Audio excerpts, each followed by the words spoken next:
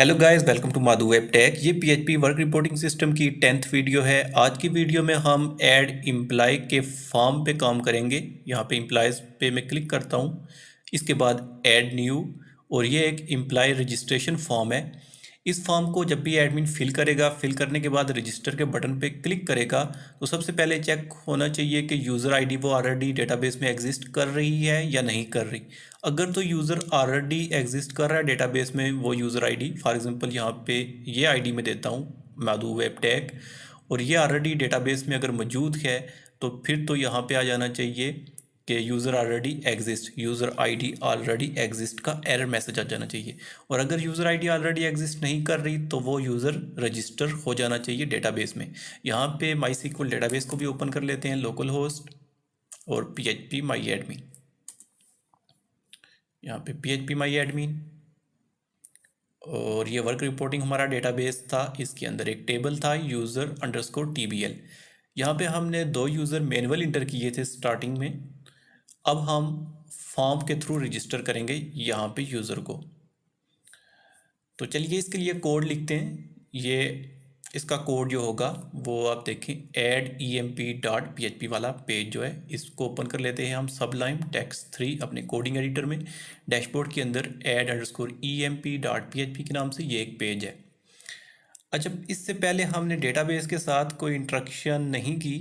Database में कोई data हमने ना सेव किया, ना सेलेक्ट किया, ना अपडेट किया, ना डिलीट किया।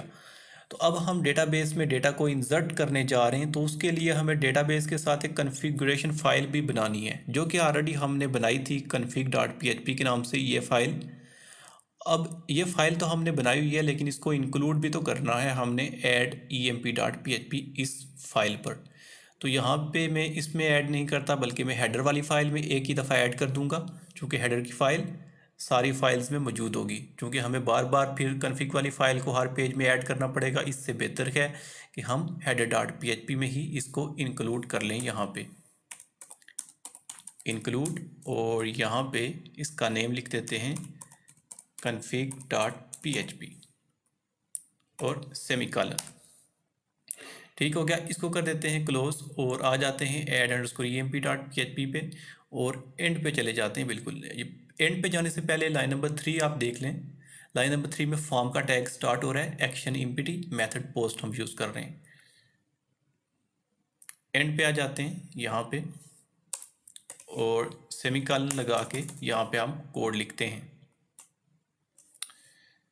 तो चलिए यहाँ पे इस सेट क्या $_पोस्ट, क्योंकि हम पोस्ट मेथड यूज़ कर रहे हैं। अभी मैंने दिखाया आपको फॉर्म के टैग के अंदर। अब इस सेट क्या कि अगर कोई रजिस्टर के बटन पे क्लिक करे तो ही फॉर्म सबमिट होना चाहिए। तो ज़ाहिर है रजिस्टर का बटन जो है, ये आप देख सकते हैं यहाँ पे है। इसका नेम जो है वो add_emp है। इसको कॉपी किया और यहाँ पे पेस्ट कर दिया। जब इस बटन पे कोई क्लिक करे तो क्या क्या डेटा जाके डेटाबेस में सेव हो। तो यहाँ पे ओपन करते हैं इसको। सबसे पहले फुल नेम है, तो यहाँ पे मैं एक वेरिएबल बना लेता हूँ फुल नेम के नाम से, फुल नेम।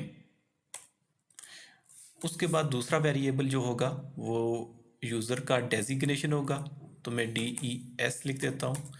थर्ड जो है वो रिस्पॉन्सिबिलिटीज़ होंगी यूज़र की, देख लेते हैं। फुल नेम, उसके बाद डेजिग्नेशन, फिर रिस्पॉन्सिबिलिटीज़, उसके बाद आ गया स्केल, आ गया यूज़र आईडी और password.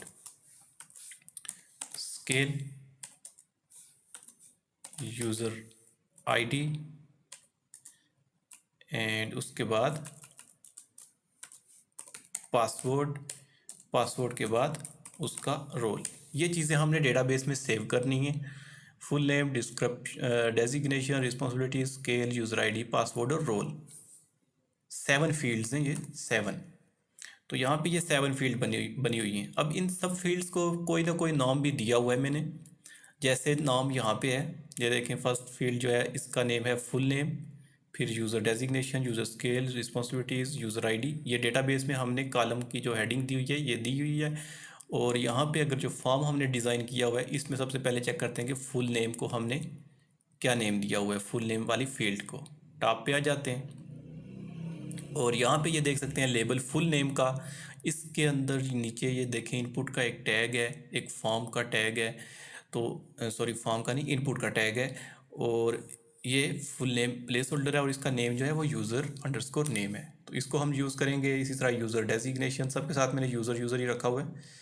User responsibilities, user designation, user name, इसी तरह यूज़र पासवर्ड, तो सब चीज़ें यहाँ पे आ जाएंगी। ठीक है, अब यहाँ पे डॉलर फुल नेम है, तो यहाँ पे वो मैं कैसे लूँगा, इस वेरिएबल के अंदर वो नेम जो यूज़र पुट करेगा इस फील्ड के अंदर वो सेव हो जानी चाहिए डॉलर फुल नेम के वेरिएबल के अंदर। तो ये पहले आएगी कैसे, इस वेरिएबल के अंदर डॉलर पोस्ट मेथड हम यूज़ कर रहे हैं, तो डॉलर अंडरस्कोर पोस्ट लिखा और उसके बाद यहाँ पे वो फील्ड का नेम पेस्ट कर दिया, यूज़र अंडरस्कोर नेम। अब ये तो एक सिंपल तरीका है कि इस तरह करने से डेटा जो है, इसका डेटा जो फिल करेगा यूज़र, वो इस वेरिएबल के अंदर स्टोर हो जाएगा और फिर उसके बाद हम उसको अपने डेटाबेस में इंसर्ट कर देंगे, सेव कर देंगे। लेकिन ये कोई सिक्योर मेथड नहीं है, इसको हमने थोड़ा सा सिक्योर बनाना है। इसको एसक्यूएल इंजेक्शन से, जब भी फॉर्म का यूज़ करते हैं, फॉर्म के थ्रू आप डेटाबेस में डेटा को इंसर्ट करवा रहे हैं, तो आप my S Q L I real string का यूज़ करें। My S Q L I real escape string का इसका यूज़ करें। तो ये सिक्योरिटी पर्पज़ के लिए है। तो इसके अंदर मैं वो कोड जो अभी लिखा था वो पेस्ट कर दूंगा।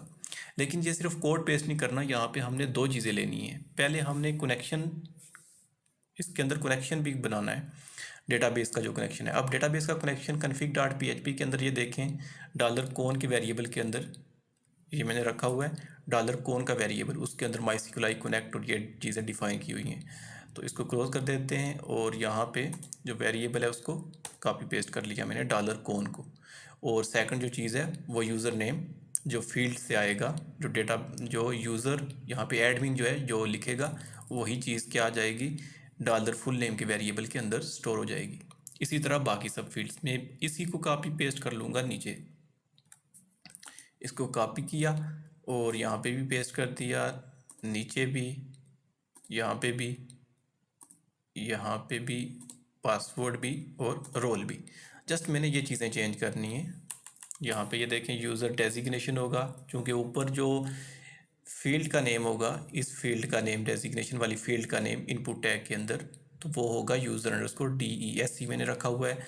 उसके बाद यूज़र की रिस्पॉन्सिबिलिटीज़, उसके बाद यूज़र का स्केल, स्केल के बाद यूज़र की आईडी, आईडी के बाद यूज़र का पासवर्ड।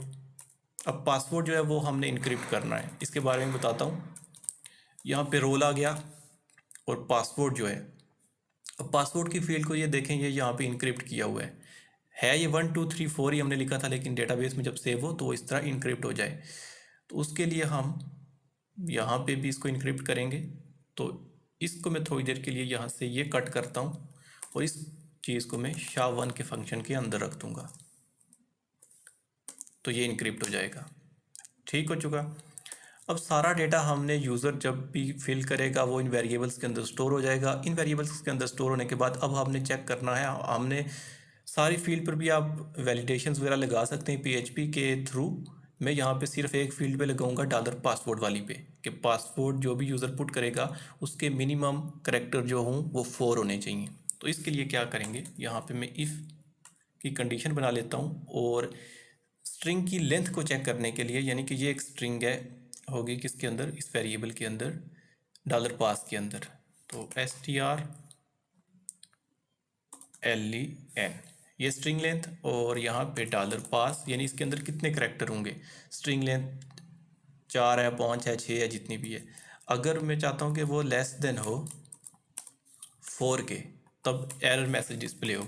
अब एरर को सेशन में स्टोर कर लेते हैं हम, सेशन के बारे में ऑलरेडी हम देख चुके हैं। तो यहाँ पे एरर, और यहाँ पे लिख देते हैं पासवर्ड मस्ट हैव मिनिमम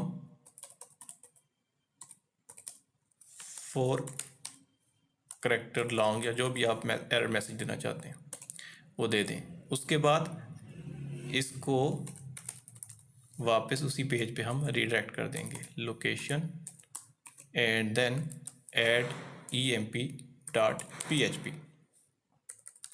ठीक हो चुका, ऐड emp.php और सेमीकॉलन। ठीक है, तो ये तो हो जाएगा। अगर पासवर्ड की फील्ड में वो 4 करैक्टर से कम इंटर करता है तो एरर आ जाएगा। एरर को डिस्प्ले कैसे करते हैं उसको डिस्प्ले भी करेंगे हम, लेकिन उसके बाद यहाँ पे इफ़ की कंडीशन के बाद हमने डेटाबेस में आईडी को भी चेक करना है, यूज़र आईडी को, कि वो ऑलरेडी एग्जिस्ट तो नहीं कर रही।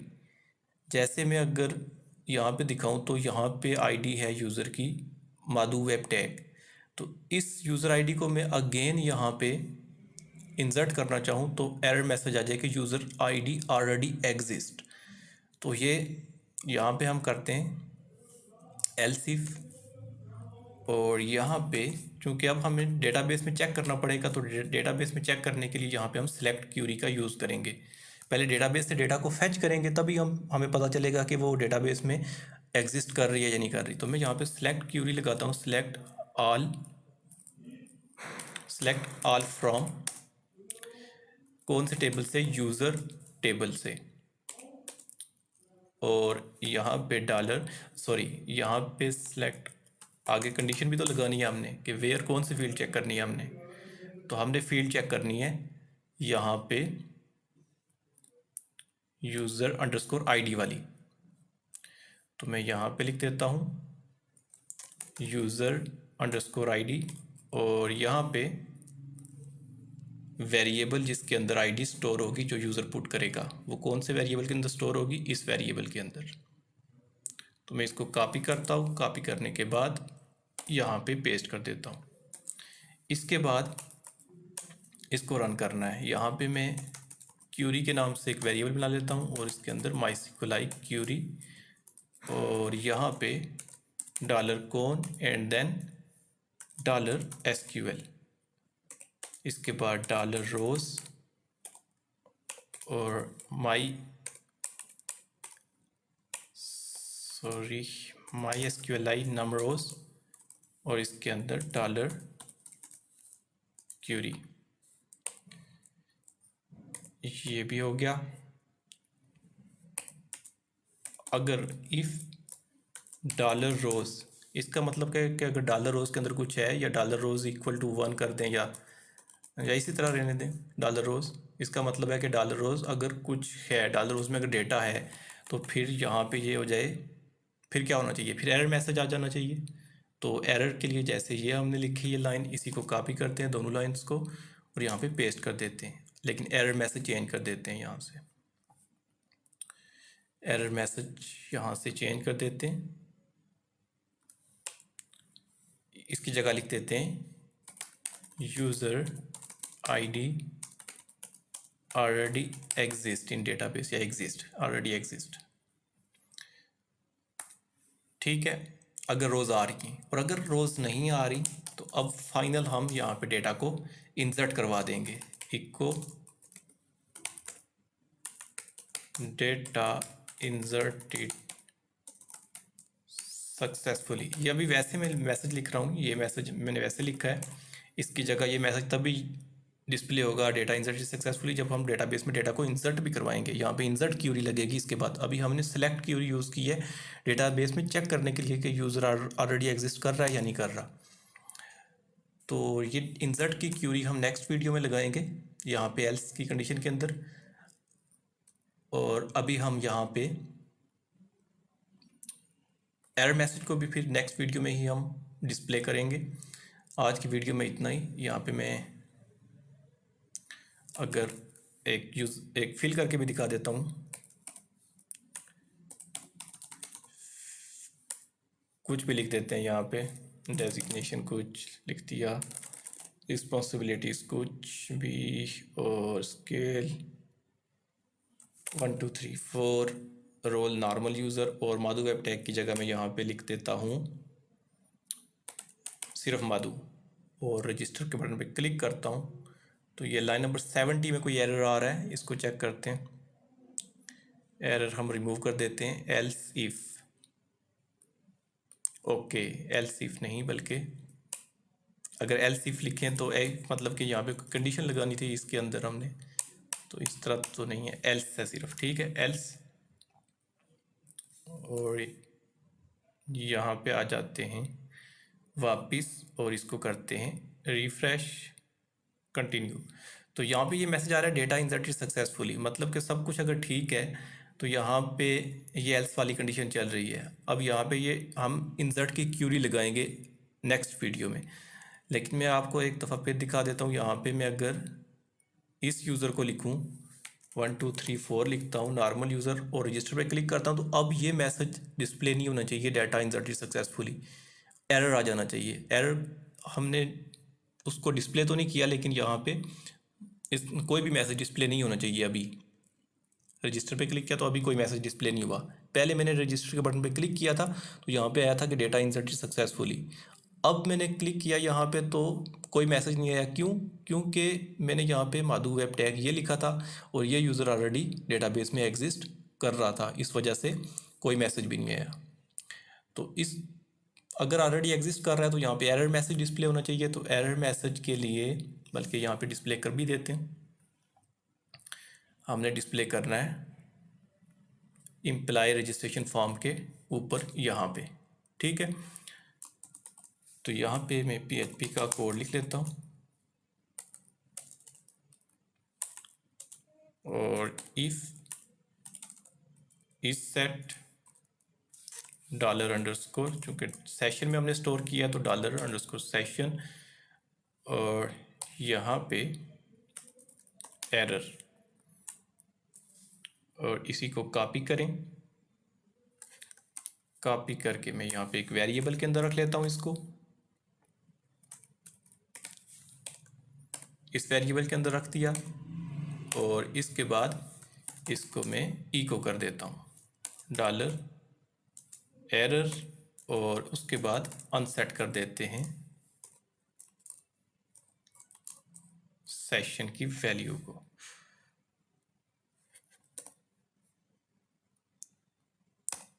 ठीक है, अब चेक करते हैं कि एरर मैसेज डिस्प्ले होता है या नहीं होता।